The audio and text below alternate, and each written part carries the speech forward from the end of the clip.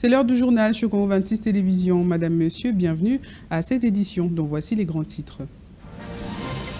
L'actualité nous conduit d'abord en Ituri où, après des mois d'errance et de peur, les premiers déplacés commencent à regagner le territoire de Djougou, signe fragile mais porteur d'espoir d'un retour progressif à la normale. Direction ensuite le Tanganyika, où la cité de Kongolo tourne au ralenti. Commerce fermé, rue déserte, une journée ville morte qui traduit un profond malaise social des revendications présentes de la population suite à la décision de l'autorité principale de reprendre avec la taxe péage. Et puis à l'enseignement supérieur et universitaire, un tournant historique, le système LMD s'impose définitivement, fin de DEA et DES dans les universités et instituts supérieurs de la RDC. Quel changement exactement pour les étudiants et le monde académique? La réponse dans ce journal. 2 ans après le début du second mandat de Félix Tshisekedi à la tête de la République démocratique du Congo, après l'opinion publique, nos reporters ont approché quelques acteurs politiques de la majorité et de l'opposition sur le bilan de mi-parcours, Merdi Mirindi et Célestin Kalongo. J'ai l'honneur. Acteur politique de son État, l'avocat Jagast Djamba estime que la deuxième année du second mandat du chef de l'État a été caractérisée par une insécurité persistante. Toutefois, il révèle des efforts consentis en faveur des agents de l'État, notamment l'amélioration progressive des conditions de vie des policiers et militaires. Un bilan qui, selon lui, mérite d'être encouragé. Au regard des éléments et des indicateurs en présence, tant sur le plan social et économique, nous pouvons encourager ces bilans qui s'accentuent évidemment essentiellement sur l'homme congolais. Ça veut dire tout faire pour lui donner la sécurité nécessaire, pour lui donner le besoin des premières nécessités nécessaires, pour travailler à son épanouissement intégral. Et avec ça, au regard de ces éléments, on peut dire que ces bilans étant encouragés. De son côté, Maître Faye Nico Mbikai dresse plutôt un tableau sombre de l'état de la nation. Il qualifie les 2 premières années du second mandat du régime en place de chaotiques, évoquant un désordre généralisé touchant presque tous les secteurs de la vie sociale des Congolais. À l'en croire, rien ne fonctionne correctement. La situation du pays continue de se détériorer jour après jour.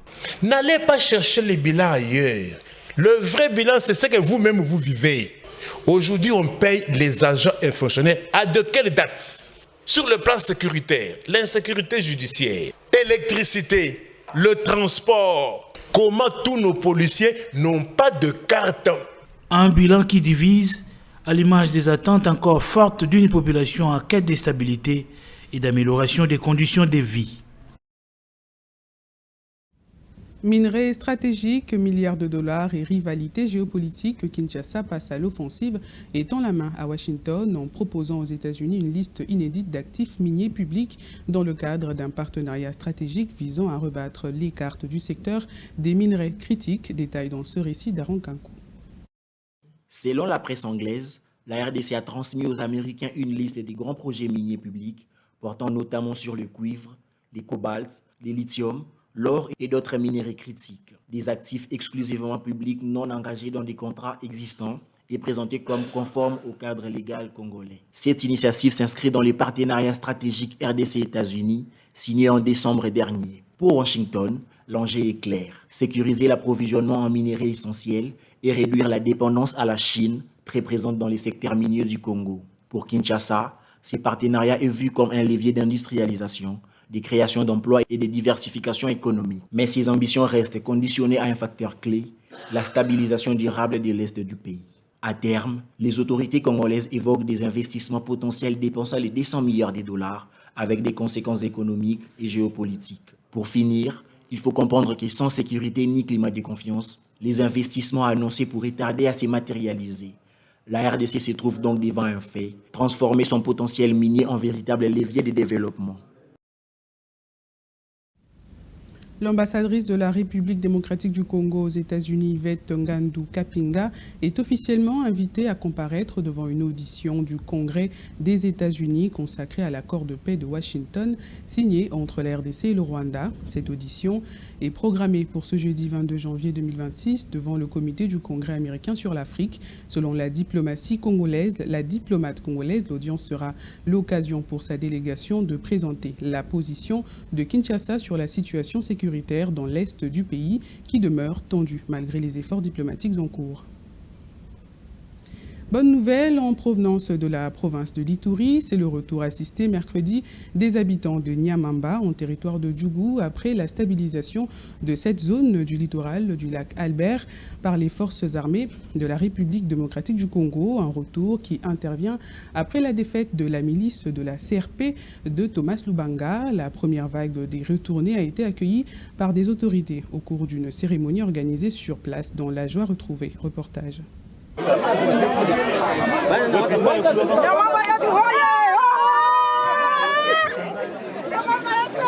Sourire aux lèvres, bagage en main, la population regagne Nyamamba, son entité. Un retour rendu possible par les forces armées de la République démocratique du Congo sous le commandement du lieutenant-général Lubaka Chamadjoni, qui ont mis en déroute la milice CRP de Thomas Lubanga. Désormais, l'autorité de l'État y est restaurée et un vent nouveau y souffle, celui de la paix et de la sérénité. Lors de la cérémonie d'accueil aux têtes de population, le chef de cette entité, Yves Kawapanga Mandro, a exhorté la population à lutter contre l'infiltration de la CRP. Si nous sommes aujourd'hui de retour à Nyamamba, disons merci au président Félix Tshisekedi, merci au gouverneur militaire Johnny Luboya.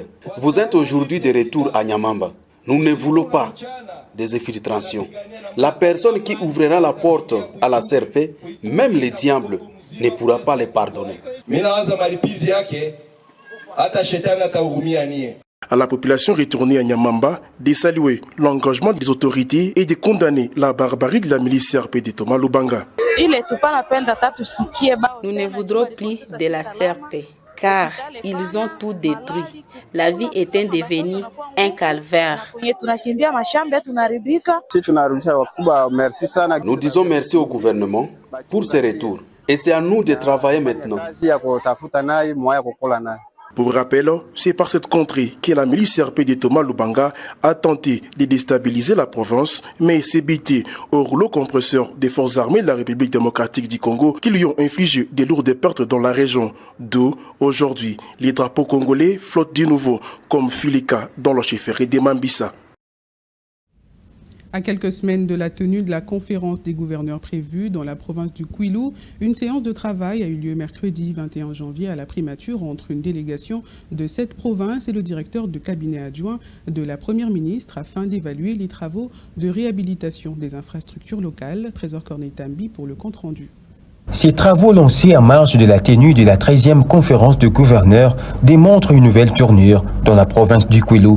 Il s'agit de travaux de voirie et des infrastructures aéroportuaires qui sont au cœur des priorités sous la supervision de la première ministre, Judith Suminwa Tuluka, en attendant la fixation officielle de la date par le chef de l'État, Félix-Antoine Tshisekedi Tshilombo. À cet effet, une séance de travail réunissant une délégation provinciale du Kwilu et le directeur des cabinets adjoints de la première ministre a eu lieu mercredi 21 janvier 2026 à la primature, laquelle a concerné l'évaluation des travaux, notamment la réhabilitation des aéroports des Bandundu-Ville et des Kikwit. Sur l'état d'avancement des deux aéroports à Kikwit et à Bandundu-Ville, mais également sur les différents sites où les travaux de la 13e conférence doivent se dérouler, ainsi que l'itinérance du chef de l'État en marge de cette conférence.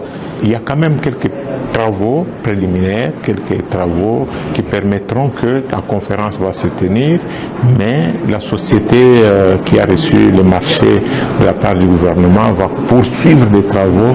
Ces travaux débutés il y a quelques semaines sont effectués par la société Safrimex sous la supervision de l'Agence congolaise de grands travaux pour les études. Soucieux de voir ces travaux avancer à grands pas, le gouvernement de la République exhorte cependant les différents acteurs à plus de rapidité pour la bonne tenue de ces assises.